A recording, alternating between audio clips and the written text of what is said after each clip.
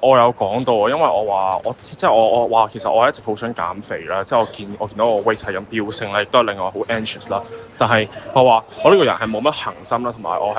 我係即係成日都容易 give up 啦，所以其實我覺得即係做運動嚟減重其實係唔啱我咯。但我有聽人講就其實係，所以我認為 vegetarian diet 係一個好可以令我對於我呢個人嚟講可以 effective lose weight 嘅一個人，所以我即刻諗住 carry out 咯。其實我純粹，其實我冇話用太多嚟描寫，但係我話食齋咗之後就話，其實我冇諗得係我太 naive 我太天真咯，因為我就話，首先第一個 challenge 就係其實我首先我好即係我係一個 meat lovers 啦，咁我都好憎食齋啦。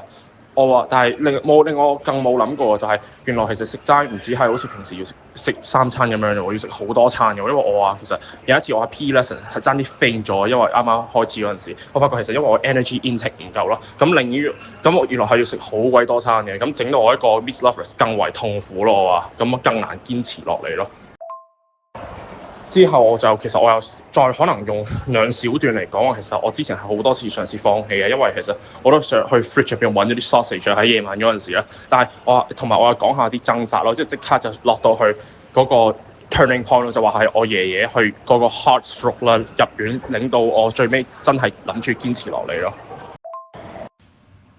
喂，其實佢係冇 bullet point 咁問，佢純粹就係嗰題就叫你 share 你個 experience 同埋你嗰個你會唔會繼續落去咯？即係其實你可以寫 challenge，咁當然我有寫啦，我亦都有寫我點樣去俾人 tempt，即係俾人 tempt 到咯，即係想食翻肉之後，再加上我點樣去 turning point，我要繼續堅持落嚟咯，因為我視之為係我要去 get rid of 我嘅嗰個 procrastination，同埋我想作為一個係有恆心去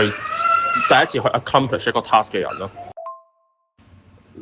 因為我自己記得條題目就係話，佢純粹就係叫你分享你 experience，你會唔會繼續落去，同埋就係一個 blog。其實佢冇乜真係話好似 bullet point 咁 list 咗出嚟，好似 part A 咁嘅。咁但係我自己有寫到就話點解我食齋啦，我食齋嗰陣時點樣 tempt 啦，同埋我有 po 話其實我一開始點解會有咁掙扎，對於我嚟講咁難，就因為我係一個 meat lovers 嚟嘅。我上次仲話推介咗和牛餐廳啦，咁即係我仲有話就係話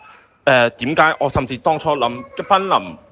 更能放棄嗰陣時係乜嘢 turn 到我繼續堅持落嚟啦，同埋我有講到話最尾其實我呢一次我話其實呢一次係對於學啲 readers 冇咁咩啦，但係對於我嚟講係即係對我嘅意義係乜嘢，同埋我最尾話我梗係會繼續 carry on 啦。